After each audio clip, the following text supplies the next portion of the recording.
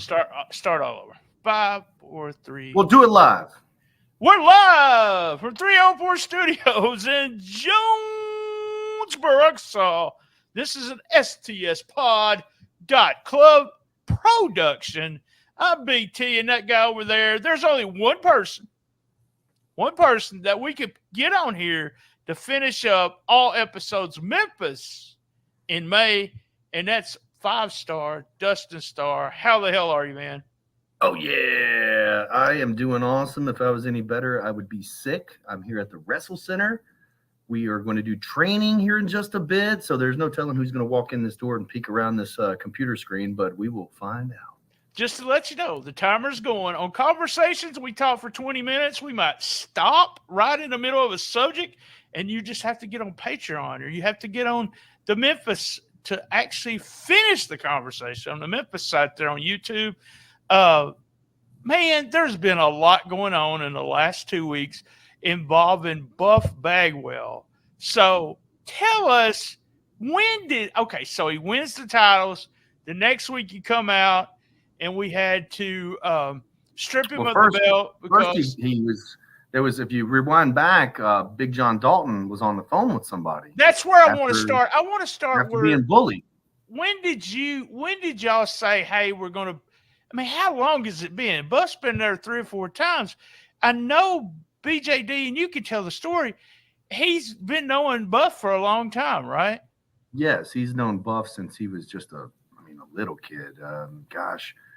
Probably even before he was 8 years old. He's 18 now, so that's 10 years. Favorite wrestler growing up, like his mentor, has his Buff hats, has boots, neck bands that Buff's worn on television. I mean, he's got all sorts of Buff memorabilia. The biggest Buff Daddy fans that there are is Big Daddy and Big John Dalton. So, when Buff first came, we kind of paired that up and started telling that story. So that was a couple years ago. Now you fast forward here. Gosh, I mean, we knew like this thing has been in the making for a minute because Big John Dalton months ago was on the phone with Buff as he was getting bullied on television. And then you fast forward, you let it breathe just a little bit, let the heels do what the heels do. And then they bully him again. And then you have, 1 week, Buff comes over and puts his arm around Dalton and he's surprised that he's there. And then you've got Buff making his, re-debut inside the Wrestle Center with Big John Dalton doing the challenge. And then you've got the tag team title match. And I think a lot of people thought that we had some shenanigans. I'm going to tell you, I don't do spoilers. Y'all don't tell me anything. Well, no, I mean, with us marketing that Scotty Riggs was coming did too. Right after, I think people thought that there was something that was going to happen there, but it didn't. And Buff actually wrestled that match, and it was his first match in a really long time. And believe me, we know that Buff is not physically able to do what he used to do, but what a freaking moment, man. The place went crazy. The internet went crazy. And I'm not just sitting here like acting as if the internet went crazy. I mean, literally every major dirt sheet is talking about it. I agree. It was one of those things. Every single one. Yeah. I popped for it. I marked out for it. I did not expect. I thought y'all were going to run an angle at the very front where somebody jumped Buff and then BJD had to get him. Actually, I didn't even see the title change coming. I saw them beating Buff up and them continuing as the champions and leaving BJD laying in the ring too. Millions and so of when it views happened, on this stuff. yeah, and when he started wrestling, I was like, oh, shit, no way. And then I kept saying to myself, there's no way they're putting the tag belts on Buff. They're not. And then I said, as I'm watching the match, I said to myself, God, now this would be you always talk about this. So Shooting Star, get on the YouTube page and subscribe because we talk about moments. You are the guy that wants to see moments. You want to see clicks. You want to see people and wrestling fans from all over say, oh, my God. That's awesome. That was a moment. That was a moment. That was one of the biggest moments so far in Memphis wrestling. That was a huge moment. It was huge for our company. It's huge for Big John Dalton. It was huge for Buff Bagwell because Buff, basically using our platform and us using him as a feature attraction on our platform to try to make all this happen. Now, when we booked it, we couldn't have said, well, Ringside News and PWI Insider and Fightful and all these guys we didn't know that they were going to pick this up, but we knew that there was a good chance that if it was done correctly, that it would happen and that there would be some sort of, ruckus about it. But yeah, it was posted everywhere. There's been all kinds of stuff. Number one, let's just go back. Let's go ahead and search the internet if you want to. Buff Bagwell. He's been a guy that I'm gonna just put. He's had some problems. We all know he that. has a Dark Side of the Ring episode, ladies and he has a Dark Side of the Ring, which was recent. That's all we needed. Which was recent. Yes. It's all on the internet too. Okay, so let's talk about that for just a second. So I think that was released in April. I had him confirmed in March or late February because I knew that Dark Side of the Ring was coming, and that was the perfect time to bring Buff back. And then also with the stories and just how heartfelt they were, and man, these dudes, Scotty and Buff, shedding tears on television and all that kind of stuff. It was like, okay, well, this could definitely be a really good moment, and it's not done yet. I know the tag team titles and what happened last week and everything else. Well, he mentioned on this week's or Saturday's show, he mentioned something which kind of spoiled it, but he said maybe he's now hold on now, BT, and I'll go ahead. Sorry, go ahead. Well, one of his tag team partners, I'm going to go through. I'll go through every one of them on Rolling in the Info, and we'll decide which one that he's going to do. But right now, I mean, we know who came in. And we know where it could be, but I'm that kind of guy that don't even know whether Scotty Riggs is wrestling or not. So I don't. Well, that's the thing is that you don't know, and it kind of baffles me sometimes. Like I'm shocked, but there are people that follow us and they watch on YouTube and all that kind of stuff, but they don't necessarily follow the marketing. They're genuinely surprised, like, oh, my goodness, Buff is here? And I'm like, dude, we've been marketing Buff for 3 months. You should have known he was coming. Might not have known when he was coming, but if we've marketed this that long. Is that But they don't pay attention to it, I guess. If you're out of the market, maybe they're not watching. Come no matter what. You have a core of people but just buy tickets. And you can go, I mean, Jamie's one of them. Jamie was with me a couple weekends back in Evansville. I'm just going to go ahead and say the real pretty older lady, and I don't want her to feel bad because I'm probably older than her. I can't remember her name. I got her on Facebook. What's her name? Yeah, you got Kathy. You've got Kathy. Yes, Kathy. That's it. I started following her on Keith Facebook. On one side, Crazy Lewis. Then you got other Keith on the other side. I mean, you've got Miss Lois. I mean, awesome. I don't want to leave anybody out, but like, literally, when we first started this thing, somebody said, hey, do you want to switch everybody's seats around because it'll look different every week? And they were like, we're not moving. No, this is my seat. And so then we have these seats saved on a code. So if you are a regular that's coming and you don't have your seat saved and you have to be the first to get your ticket so you can hurry up and get it, then you need to hit me up so we can get you a safe seat. So that's changed the game. They're not waiting at the door to get to that seat anymore. They already have their seat. They bought it. Right. It's saved. So they can mingle, meet and greet. But yeah, I mean, we've got a really good fan base, man. And I was talking to King Cobra about it the other day, and it's not really about, back in the day, in Cobra's day, he was trying to make the people believe that it was real. Right. It's not like that anymore. He understands that. He doesn't necessarily like it, but he understands it enough to where, to do business and everything. And I said, well, Cobra, it's different now. Now they know. So we just got to surprise them every now and then. We got to give them. Do you think it was a big surprise? The people at the Wrestle Center, did they think that Buff was really going to wrestle, or some of them think you had some shenanigans going on also? A lot of them are diehard fans. So just like you and just like when we were putting it together, I think they thought there were going to be some shenanigans. But I think we do a really good job, probably better than most, about giving the fans that epic moment. Even if we take it away later, at least you get that big, epic babyface moment. And babyface moments, man, there's heel moments where it leaves the people angry, and those are cool. Trust me, when it gets quiet in the Wrestle Center, a lot of people don't like it, but I do, because when you're mad, you're just like, it's called silent heat. And if you've ever felt it in the ring, if you've ever been a performer and you felt it in the ring, at that moment that you have done something that they didn't expect, and they are pissed. I hit Dakota, who was a big woman, with a clipboard one time, and she bladed, and that Oh whole boy. place was quiet, and I was scared. Just put it that Yeah. way. I was Yeah. scared to be part of that, but it is a Nothing moment. like a big baby face moment, though. A big baby face You're moment, right. though, is a big pop. And then what you guys sometimes don't see, unless it's on Memphis Wrestling Plus or on the members only, is there's hugging. The fans are involved. There's high fives. There's gifts. Sometimes there's tears. I mean, and it's almost a shame that the show's not like 1 hour and 5 minutes long, or whatever. But all that stuff is done on purpose. We put a lot of that stuff on the paid content, so that you got to be there to see it. You got to be there to see it, and some of it's So like what? We don't have really Buff good. here, but I know he's had to talk to you about this. What did it mean to him? It had to mean a lot to him too. It did. It meant a whole lot to him, not only for us to trust in him to, even get in there, but then for him to be so generous. And I know that him and Dalton and Big Daddy and their family are tight and all that kind of stuff. But I mean, business is business, and so for him to come in and play a mentorship role on television and win some tag team titles, Dalton's first ever championship that he's won.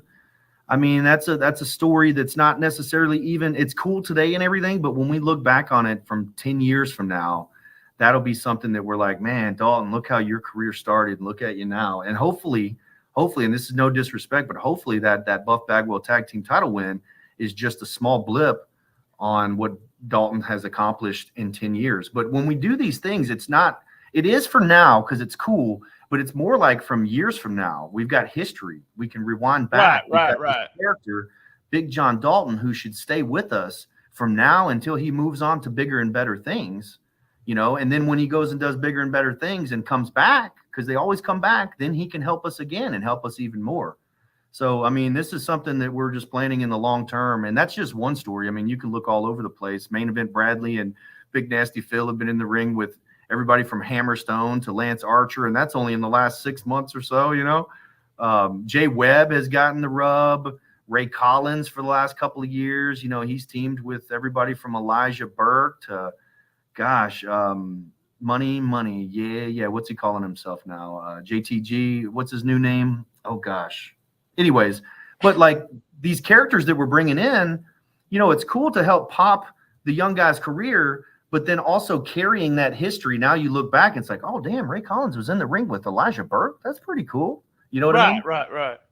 Just building on something for the future instead of just hot-shotting everything, Right.